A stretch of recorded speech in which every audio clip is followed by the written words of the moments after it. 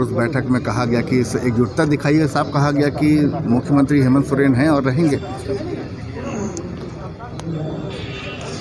तब क्या कहना चाहते थे? देखिए, आप वो एक चिट्ठी का कमाल था, आपने देख लिया ना।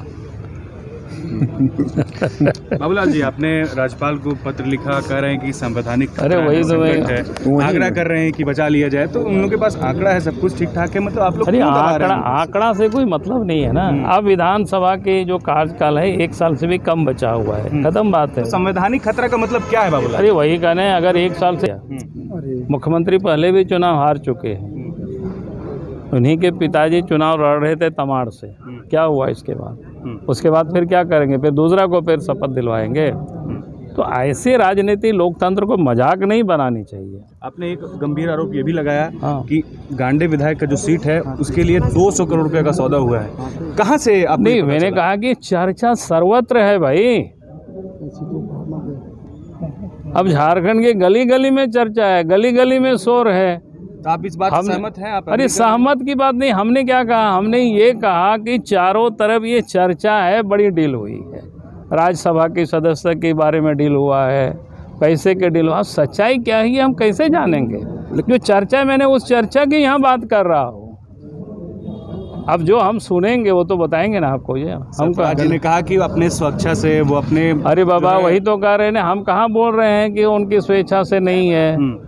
हमने कहा कि भाई ये जो चर्चा है बाज़ारों में, वैसे तो चर्चा नहीं होती है, कहीं ना कहीं चर्चा है तो धुआं है तो आग भी होगी। कल जो ईडी की छापेमारी हुई लगातार, जो अपेक्षा थी वैसा कुछ मिल नहीं पाया।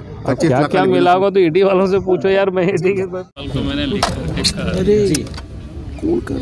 कि आप सब लोगों के जानकारी में है, जब सरफराज अहमद ने गंडे विधानसभा क्षेत्र से विधायक है, उन्होंने विधानसभा की सदस्यता और त्यागपत्र भी तुरंत दिया और तुरंत उसको स्वीकृत भी हो। तो स्वाभाविक है कि हमारे जैसा व्यक्ति पता करेगा ही कि उन्होंने रिजाइन क्यों किया, क्योंकि कोई ऐसा बीमार है नहीं, कहीं बाहर जा नहीं रहे हैं। तब फिर स्वाभाविक रूप से मन में एक बातें उठती है कि फिर इस प्रकार के रीजनेशन के पीछे का क्या क्या कारण हो सकता है। तो स्वाभाविक रूप से कारणों के बारे में ये समझ आता है, कोई भी व्यक्ति सोच सकता है, समझ सकता है। क्योंकि पिछले दिनों आप देख रहे होंगे 7वीं बार राज्य के मुख्यमंत्री को ईडी ने नोटिस दिया और राज्य के मुख्यमंत्री यहाँ से वहाँ भागे फिर रहे हैं। तो स्वाभाविक रूप से ये लगता है कि कोई गैर विधायक, यानी जो विधायक नहीं हो वैसे व्यक्ति के लिए वो सीट खाली किया जा रहा हो, ताकि वहाँ से वो जमीन में करते हैं, बोलो चुनाव जीत करके बकवास मत करो। क्योंकि राज्य के मुख्यमंत्री भागे फिर रहे हैं ईडी के डर से, तो उनको पता चल गया है कि किसी न किसी दिन तो हमें अंदर जाना पड़ेगा। अहमद ने विधानसभा की सदस्यता से उन्होंने त्यागपत्र दिया एक देशता,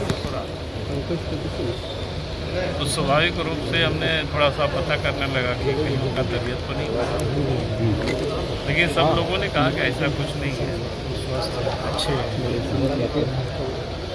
अगर कोई व्यक्ति स्वस्थ हैं, अच्छे हैं, तंदुरुस्त है और इसके बाद कोई अगर वो रिजाइन देता है तो स्वाभाविक रूप से कई चीज़ों को जन्म देता है, आदमी सोचने लगता है। ऐसा तो नहीं है कि हम लोग एकदम सोचना भी छोड़ दें।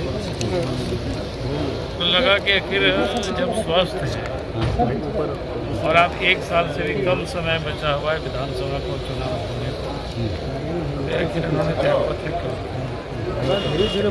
तब इसका अर्थ ये लगा कि हो ना हो, चूँकि हेमंत सोरेन इन दिनों आप देखते होंगे रोज़ हाई कोर्ट सुप्रीम कोर्ट की दौड़ लगाते हैं, ईडी के डर से कभी यहाँ कभी वहाँ घूमते रहते हैं। तो लगा कि ऐसा तो नहीं हो रहा है क्योंकि नन विधायक को सीएम बना देना और उस खाली सीट से उसको चुनाव। तो स्वाभाविक है इसके बाद जब कोई समय ही 1 साल बचा हुआ रहा, 1 साल से भी कम समय, और उसके बाद कोई त्याग पत्र देना, तो हमें लगता है कि कहीं से भी वो। लेकिन सर विधानसभा की पहली नहीं, कहना जो था वो राज्यपाल को मैंने लिख करके कह दिया है, क्योंकि आप सब लोगों के जानकारी में है, जब सरफराज अहमद ने गंडे विधानसभा क्षेत्र से जो विधायक है, उन्होंने विधानसभा की सदस्यता से त्यागपत्र दिया और त्यागपत्र भी तुरंत दिया और तुरंत उसको स्वीकृत भी हो गया। तो स्वाभाविक है कि हमारे जैसा व्यक्ति तो पता करेगा ही कि आखिर उन्होंने रिजाइन क्यों किया, क्योंकि कोई ऐसा बीमार है नहीं, कहीं बाहर जा नहीं रहे हैं। तब फिर स्वाभाविक रूप से मन में एक बातें उठती है कि फिर इस प्रकार की रिजनेशन के पीछे का क्या क्या कारण हो सकता है। तो स्वाभाविक रूप से कारणों के बारे में ये समझ आता है, कोई भी व्यक्ति सोच सकता है, समझ सकता है, क्योंकि पिछले दिनों आप देख रहे होंगे 7वीं बार राज्य के मुख्यमंत्री को ईडी ने नोटिस दिया है और राज्य के मुख्यमंत्री यहाँ से वहाँ भागे फिर रहे हैं।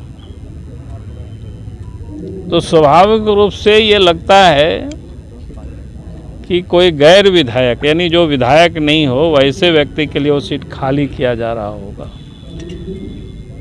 ताकि वहाँ से वो चुनाव लड़े और चुनाव जीत करके विधायक बने। क्योंकि राज्य के मुख्यमंत्री भागे फिर रहे हैं ईडी के डर से, तो उनको पता चल गया है कि किसी ना किसी दिन तो हमें अंदर जाना पड़ेगा। तो अपने सत्ता को अपने लिए वो सुरक्षित करना